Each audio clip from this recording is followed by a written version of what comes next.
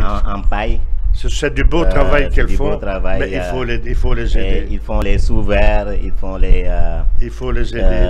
Bon, ils font beaucoup de choses. Donc, c'est sur la route de Tivaouane avant d'arriver, tu vois, il y a une tonne... Et le sport, comme Moussa probablement vous a expliqué, le sport pour nous, c'est très important. Voilà.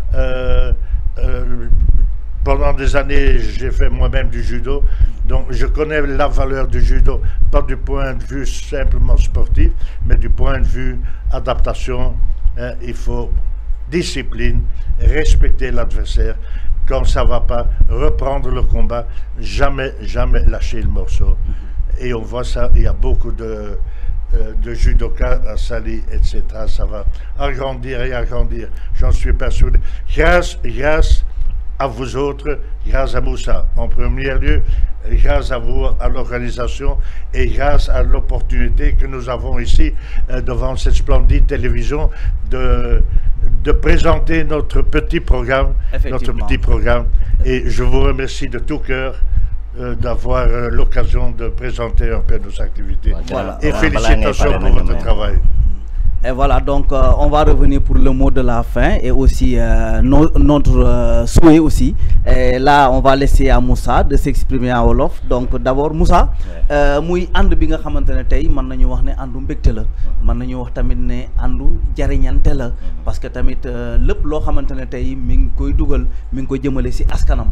tey jii ana lan mooy li nga xamante ne moom mooy mbébétu Moussa boo sañoon mu nekk loo xam ne lu gën la wala lu yokk ci li fi nekkoon.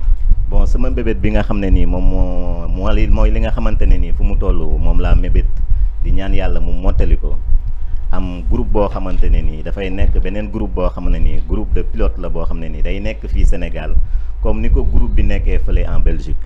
Donc tànk yooyu maa ngi ciy dox ak ñi nga xam ne nii ña ngi nekk si groupe boobu ñu ngi koy dox xëj na fi wax at bi di xaaj wala muy jeex groupe boobu dina juddu.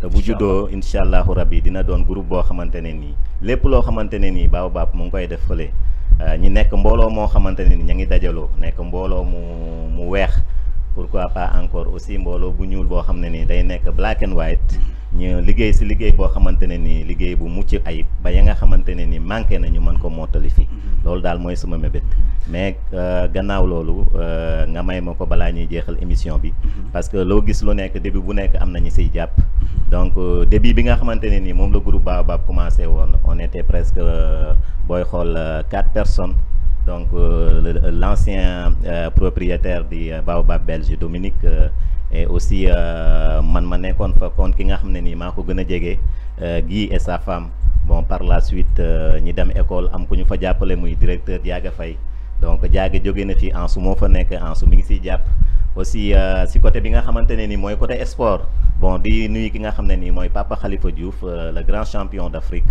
ñëpp xam ko et mu nekk koo xamante ne nii wax fa dëgg yàlla moom tamit bàyyiwul si liggéey bi man li ma gën a kontaan loo si groupe Baobab yaa ngi ma koy laaj sànq mu am point boo xam ne nii dama ko si fàtte muy 2018 conteneur bi nga xamante ne nii 40 pieds la groupe Baobab envoyé ko mu ñëw fii amoon nañu problème nag pour mën ko génni di ñaan encore une fois les autorités yi nga xamante ne nii ñu ngi fii sur place groupe yi nga xam ne nii ñoo fi nekk même bu dul groupe Baobab ak yeneen groupe lépp loo xamante ne ni nit mu ngi koy dox te mu doon lu leer nañ loo xamante ne ni wax fa dëgg yàlla pour si askan bi la jëm ñu mën see jàpp ba nga xam ne ni duñ si am benn jafe-jafe si côté douane donc xawoon na am ay retard à la fin groupe bi moo ko mujjee fay si fond am génni ko loo xam ne nii sax amu ko woon mais di sant yàlla ba nga xam ne nii ña ko war a jot nañ ko li si gën a rëy dem na si hôpitalu Mbour dem si hôpital ophtalmolo de docteur Babacar Cissé aussi leneen li dem Louga Sakal et aussi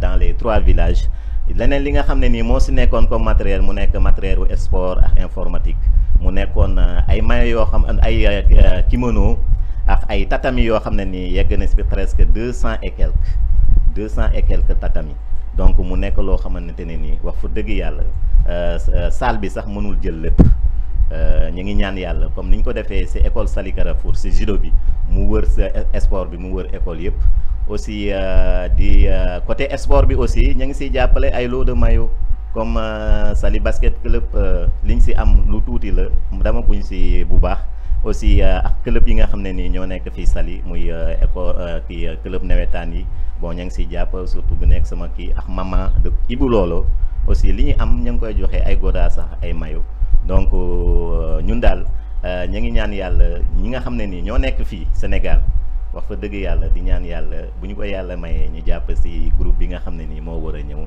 Moussa ak équipe am bi nga xam ne nii ñu def ko benn groupe ak groupe bi nga xam ne nii mooy groupe Baobab. ok mën ngaa tàggoo waale. wax fa dëgg yàlla maa ngi sant sama waajur bu baax sama yaay maa ngi koy sant di sant sama pap di sant sama famille yëpp di sant waa Saly Bambara yëpp di sant aussi waa quartier Saly Carrefour di sant di nuyu waa Saly yëpp. et aussi maa ngi nuyu sama waa village bàyyiwuma kenn bopp ba fa nga xamante ne nii fa la yem mais en particulièrement di wax groupe Baobab merci beaucoup je ne peux pas terminer sans dire les mots du cœur que ce que je ressentis dans mon cœur envers de mon groupe Baobab. Je dis aussi mon président c'est un grand Baobab. C'est vraiment, il est utile. Il est quelqu'un qui dort pas.